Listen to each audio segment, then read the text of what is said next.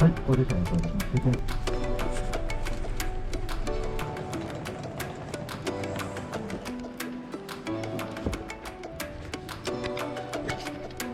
はい、今回は高知県の西南にあります柏島です。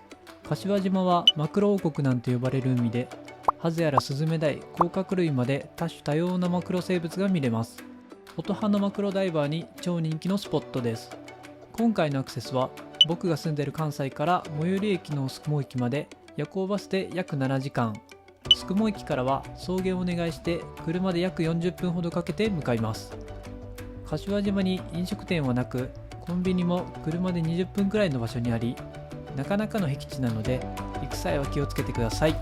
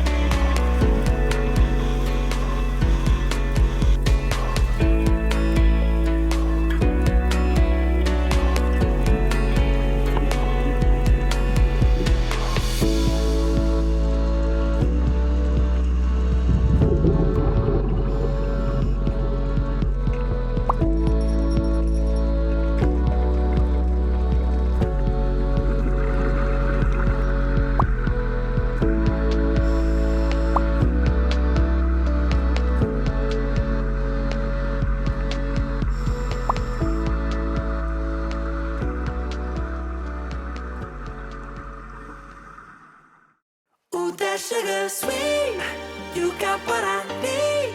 Sipping on the potion, all that good emotion. Just my kind of heat, keep it on repeat. Tested by the motion, loving this devotion.